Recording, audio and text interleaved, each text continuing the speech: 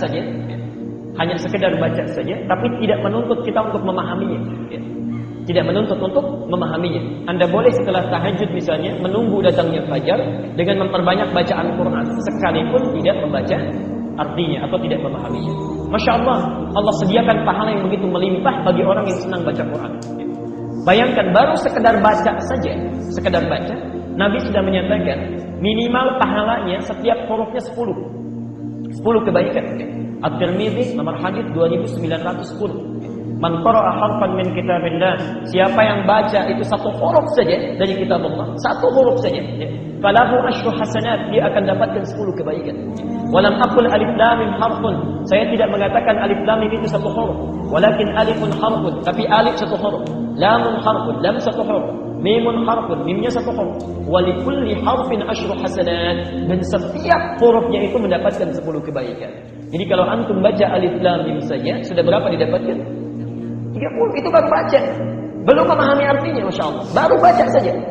Dan berita baiknya, kalau ada orang berkata, ya Rasulullah, kalau saya masih belajar, masih terbata-bata bacaannya, hurufnya mengejanya masih susah, Masya Allah, hadisnya di kitab yang sama, nomor hadis 2920. Walladhi yatata'ta', adapun orang yang terbata-bata saat dia mulai belajar membaca, wa huwa syaqqun 'alaihi, sudah terbata-bata, sulit mengeja hurufnya.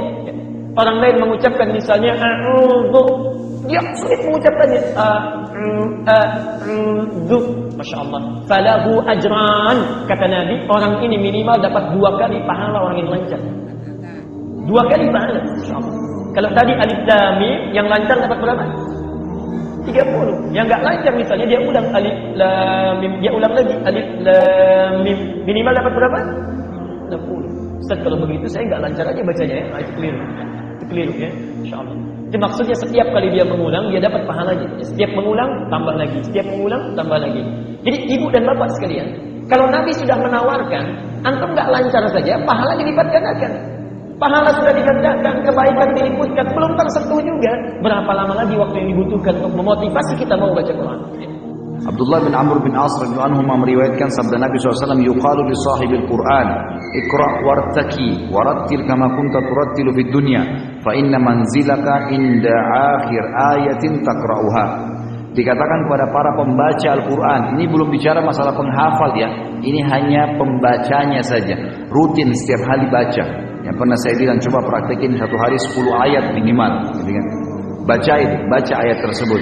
Yang sering membaca Al-Quran terus menghatam, diulangi lagi, menghatam, diulangi lagi, terus begitu, maka nanti hari kiamat disuruh dia membaca pada saat sudah berada di depan pintu surga.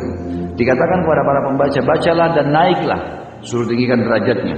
Lalu bacalah dengan tartil, pelan-pelan, sebagaimana kau mentartilnya semasa di dunia. Sesungguhnya kedudukanmu terletak pada akhir ayat yang kamu baca. Kata ulama hadis, ini berhubungan dengan hadis yang lain. Nanti ada riwayat juga menjelaskan kalau dia sudah sampai pada derajat surga Firdaus, dia terus ngaji nih, satu ayat mengangkat 1 derajat sampai dia tiba di surga tertinggi. Diangkat terus sama Allah dengan tartil ayat yang dia bacakan. Begitu tiba di surga Firdaus yang paling tinggi baru dikatakan, berhentilah, ini kedudukan kamu. Utsman bin Affan diriwayatkan dari Sayyidina Utsman bin Affan radhiyallahu taala anhu, qala, beliau berkata, qala Rasulullah sallallahu alaihi wasallam, Rasulullah bersabda, khairukum man ta'allama al-Qur'ana wa 'allamah. Sebaik-baik kalian adalah yang belajar Al-Qur'an kemudian mengajarkan orang lain Al-Qur'an. Bagaimana tidak sebaik-baik? Mengajarkan kalamullah.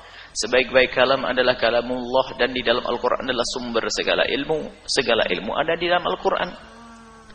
Maka mengajarkan Al-Qur'an ini keutamanya besar, sebaik-baik. Yang mengatakan sebaik-baik adalah baginda Nabi SAW. Khairukum, sebaik-baik kalian adalah man ta'allamal Qur'an, belajar dulu Al-Qur'an. Adapun penjabaran belajar Al-Qur'an nanti ada 2, belajar mengucapkan lafadznya, itu termasuk belajar. Kemudian yang kedua adalah belajar memahami isinya, makna tadabbur. Ada orang yang langsung mengambil 2, belajar membacanya, kemudian belajar memahaminya. Ada orang yang hanya belajar membacanya saja. Ada orang hanya belajar membacanya saja, tapi belum sempat lebih jauh mendalami, itu sudah mendapatkan keutamaan. Karena sekali lagi kami sampaikan bahwa dikatakan oleh para ulama bahwasanya membaca Al-Quran, dan Nabi sendiri juga mengucapkan, membaca saja itu sudah dapat pahala, faham atau tidak faham. Maka jangan sampai nanti beralasan aku membaca Al-Quran malas. Kenapa? Karena aku tidak faham. Oh tidak. Membacanya Al-Quran biarpun tanpa faham ada pahalanya di hadapan Allah Subhanahu wa taala.